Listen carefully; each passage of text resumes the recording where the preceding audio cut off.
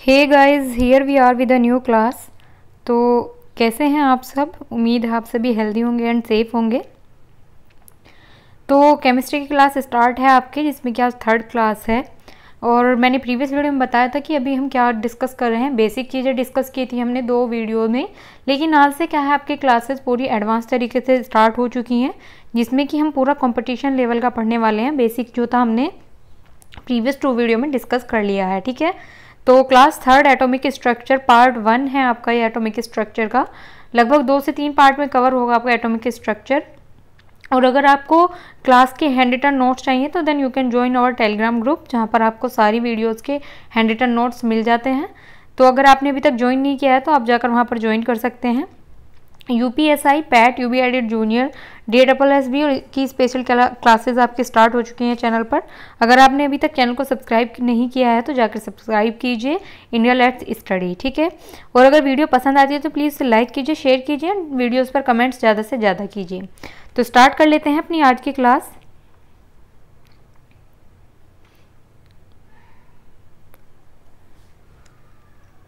Topic है हमारा atomic structure. तो पढ़ते हैं एटॉमिक स्ट्रक्चर के टॉपिक में हमारा क्या है। सबसे पहले बात कर लेते हैं हम एटम की, ठीक है। तो परमाणु क्या है? प्राचीन भारत में अणु की अवधारणा ऋषि कणाद ने दी थी। ग्रीक भाषा में एटम शब्द की रचना अंग्रेजी भाषा में किसने की थी? डेमोक्रेटिस ने की, ठीक है। भारत की अगर बात करें तो यह अवधारणा में सबसे पहले किसने दी थी? ऋषि कणाद ने दी थी। और एटम शब्द की अगर रचना अंग्रेजी भाषा में पूछे तो किसने की थी? तो वो की थी हमारी डेमोक्रेटिस ने, ठीक है। पदार्थ की एक ऐसी सूक्ष्मतम इकाई जिसे हम क्या बोलते हैं? एटम। और वो क्या है? हमारा अविभाज्य और अविनाशी है, ठीक है। सूक्ष्मतम इकाई जो है उसे हम ना तो पार्ट्स में डिवाइड कर सकते हैं ना ही तोड़ सकते हैं, तो वो अविभाज्य भी है और अविनाशी भी है, उसे नष्ट भी नहीं कर सकते हैं हम, ठीक है। अब बात करें तो हम एटम या हमारी जो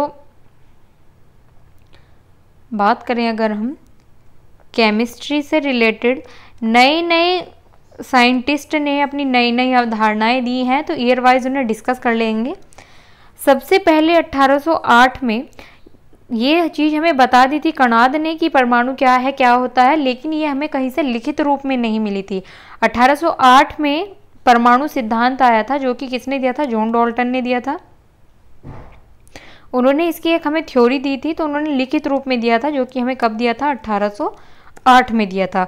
जॉन डाल्टन ने के अनुसार परमाणु अविभाज्य सूक्ष्मतम कण होते हैं जो रासायनिक अभिक्रिया में न तो सृजित होते हैं और न ही उनका विनाश होता है। देखिए, बिल्कुल सेम बात वही ऋषि कणाद ने बताई थी, लेकिन वो लिखित में नहीं थी। यहाँ से हमें क्या हुआ? लिखित में मिलने लगी चीज़ें। उनके बाद 1808 के बाद 1904, देखिए पूरा कितने 100 से भी ज़्यादा ईयर का गैप है। 1904 में जे टॉमसन ने एक प्लम पुडिंग मॉडल दिया। प्लम पुडिंग मॉडल ये एक हमारी जापान में मिठाई होती है जिसका नाम होता है प्लम पुडिंग मॉडल। और वो मिठाई किस तरीके की होती है? उसमें कुछ हिस्सा तो बहुत ज़्यादा होता है और कुछ हिस्सा बहुत छोटे छोटे पीसेस में ऐसे उसके ऊपर होता है, तो इसलिए इसे प्लम पुडिंग मॉडल भी कहा गया। और इसको वाटरमेलन मॉडल भी कहते हैं। जैसे कि आप देख सकते हैं ना, वाटरमेलन क्या होता है? ये सारा हिस्सा होता है हमारा रेड हो जाता है, और जो उस पर कुछ पॉइंट्स होते हैं, ये हमारे कैसे पॉइंट्स होते हैं? ब्लैक पॉइंट्स होते हैं। तो इसको वाटरमेलन मॉडल भी बोला जाता है, ठीक है। जो बड़े वाला हिस्सा होता है, यानी कि जो रेड वाला हिस्सा होता है, वो होता है हमारा पॉजिटिव चार्ज। और अगर बात करें हम, जो ब्लैक बीज होते हैं हमारे, छोटा छोटा पार्ट जो होता है, वो होता है हमारा नेगेटिव चार्ज, ठीक है। परमाणु की संरचना से संबंधित पहला मॉडल अगर आपसे पूछे तो किसने दिया था? तो वो हमारा दिया था जे थॉमसन ने। बात कर लेते हैं आगे। अब उससे बाद में हमारा 1911 में अर्नस्ट रदरफोर्ड, अगर आपसे इनका पूरा नाम पूछे तो अर्नस्ट रदरफोर्ड है इनका पूरा नाम। नाभिकीय भौतिकी का जनक भी इन्हें ही कहा जाता है। इन्होंने एक एक्सपेरिमेंट दिया था जिसको हम बोलते हैं गोल्ड फॉइल एक्सपेरिमेंट, ठीक है। और इसे हिंदी में हम बोलते हैं स्वर्ण पत्री प्रयोग, ठीक है। और नाभिक की खोज भी हमारी किसने ही की थी? रदरफोर्ड ने की थी। देखते हैं नेक्स्ट। उसके बाद आए हमारे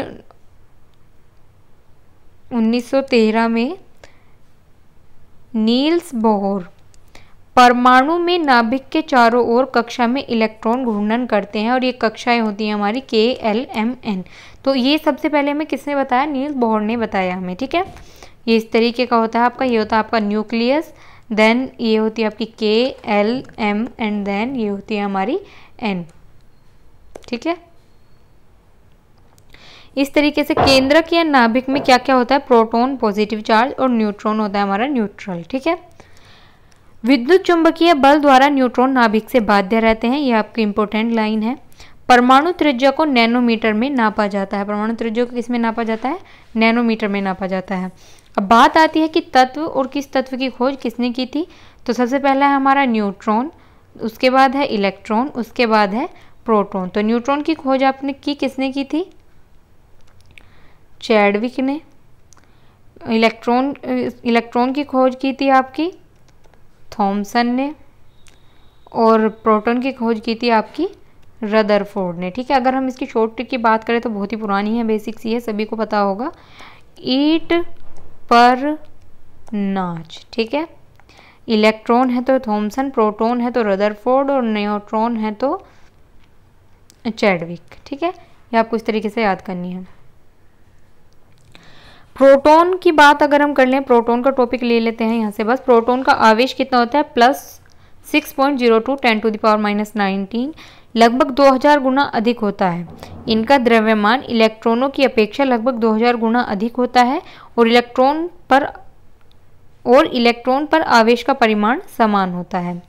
किसी तत्व का विद्युत आवेश परमाणु नाभिक में उपस्थित प्रोटॉनों की संख्या पर निर्भर करता है, ठीक है। अब बात कर लेते हैं कुछ इलेक्ट्रॉन के बारे में। तो इलेक्ट्रॉन का कितना है? -6.02 × 10⁻⁻19, ठीक है। और इलेक्ट्रॉन में कौन सी ऊर्जा होती है? हमारी स्थैतिक ऊर्जा होती है, क्योंकि यह नाभिक में गिर्द वृत्ताकार कक्षा, नाभिक के गिर्द मतलब नाभिक के चारों ओर, ये नाभिक के जो चारों ओर है इस तरीके से, ठीक है, वृत्ताकार कक्षा में गतिमान रहते हैं। कैथोड किरणें इलेक्ट्रॉन से मिलकर बनी होती हैं। परमाणु का रासायनिक व्यवहार नाभिक के गिर्द घूमने वाले इलेक्ट्रॉन की संख्या पर निर्भर करता है। इलेक्ट्रॉन का द्रव्यमान नगण्य माना जाता है। ऋण आवेशित पिंड एनायन जो बाहर से इलेक्ट्रॉन ग्रहण कर लेते हैं, इसका एग्जाम्पल हो जाता है हमारा अधातु।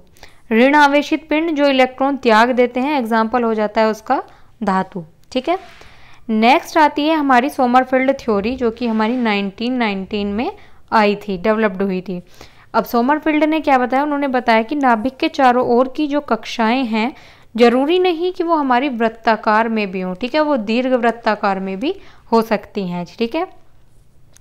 कक्षाओं के अंदर उपकक्षाएं होती हैं जिन्हें हम सब शेल बोलते हैं, और जो कि होती है हमारी SPDF। देखिए सबसे पहले तो हमारी शेल आती है KLMN।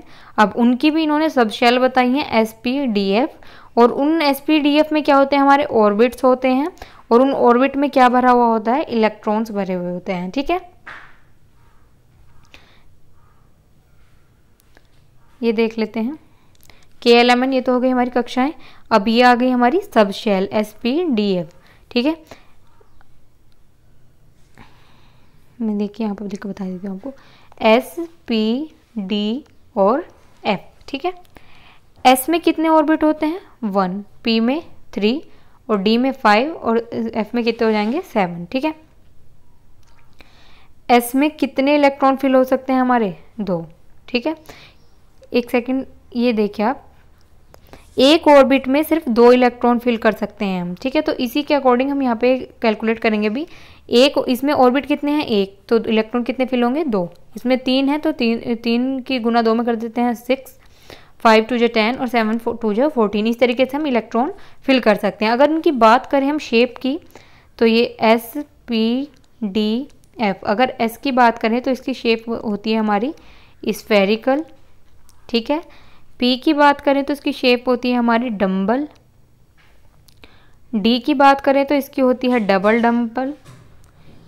डम्बल। और अगर हम F की बात करें तो इसकी शेप होती है हमारी कॉम्प्लेक्स, ठीक है, जटिल। अब देख लेते हैं आगे की जो है, किसी कक्षा में इलेक्ट्रॉन की संख्या हम किस तरीके से निकालते हैं? तो 2n² से निकालते हैं, लेकिन अगर आपको इस तरीके से ये निकालनी आती है तो कोई प्रॉब्लम ही नहीं है। अब देखिए n हमारा क्या होता है? पहली कक्षा में हुआ हमारा 1, तो 2 इंटू 1, तो इलेक्ट्रॉन की संख्या कितनी आ गई 1। इसमें होता है हमारा 3, एक सेकेंड,